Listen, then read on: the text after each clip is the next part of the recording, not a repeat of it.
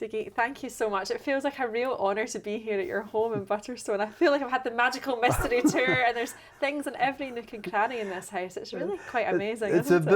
It's a bit like the house that Jack built. It's actually the old school, the old village school that I went to when I was a wee boy, and my dad went to it in the 1930s. And this is where I've made all my records over the last 40 years. So it's a great place. Well, there's something about it that you can be busy, you can be touring the world with your music, but when you come back here, I've only been here an hour, but I feel at peace. Well, that's nice. and it's probably a really nice feeling to come back from the madness of it all and just be present for a while. Spent a lot of my life, this is my 50th year as a proper touring, travelling songwriter, and I have this lovely public which I've built up over the years, who all know that I live here, that I'm Scottish and I live in this little village, and so that's part of my identity. And I do these broadcasts now from the school here. And you need to tell us more about these every week. You do live broadcasts. It's a way of communicating, keeping in touch with the audience that I built up over my life, and it's brilliant. I found this fantastic model for an older musician like me.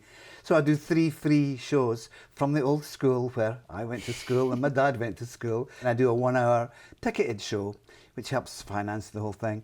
And during the 1-hour ticketed show, I make these little 5-minute documentary type things, wee videos of things that I'm interested in. You're selling yourself short. They're pretty impressive. I love doing it. I'm playing to the equivalent of a sold-out Royal Concert Hall in Glasgow in my old school, from my old school. You came from a bit of a musical family. Lucky.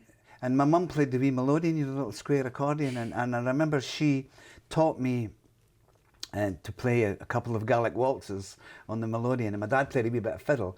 But I remember my first public performance was up in that wee village hall, which is about 500 yards from where we're sitting.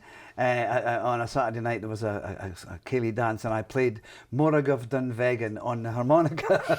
So I had a kind of knack for playing music from a very young age, But is it always something that you envisaged doing as a living?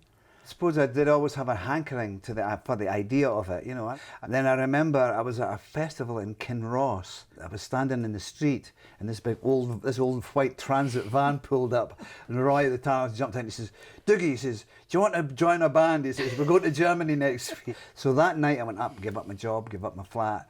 The next week I was driving this.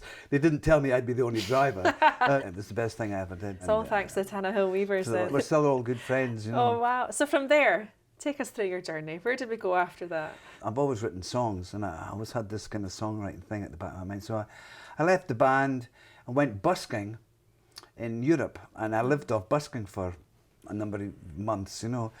That's when I met up with the 3 Irish guys in Stuttgart, and we were playing in Brittany. We would just get in a train and look, this is a nice little town, let's get out here, and we would go down to the town centre and play a few tunes. We did it for 3 or 4 months, I don't remember, and we were all getting homesick, and that's when I wrote the Caledonia song.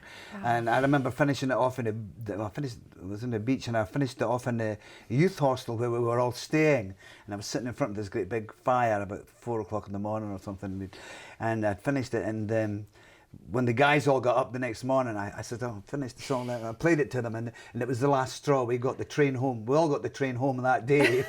We were all homesick.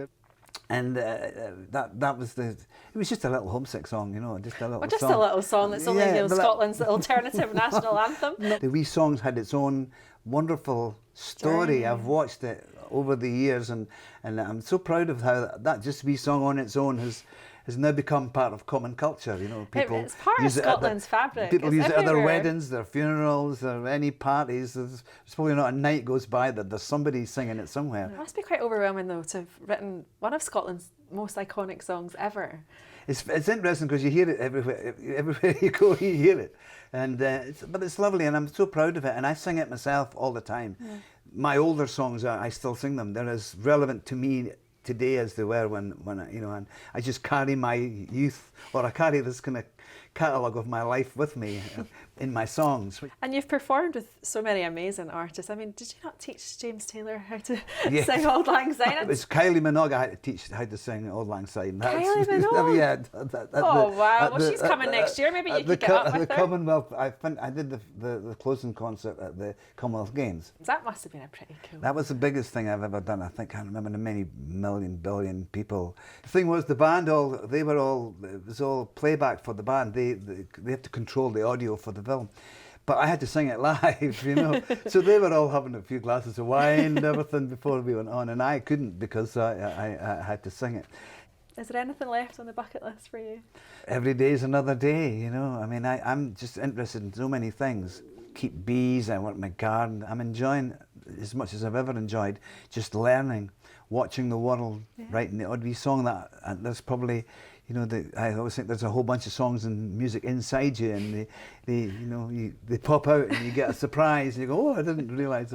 How do you have any left? Have you not made over 35 albums? And you celebrated a big birthday just last week, so we got you a little birthday cake for you. Please never slow down, because we love your music and we love being here, so thank you and happy birthday. So much. Thanks so much for your time. It's been lovely to talk to you. Thank you.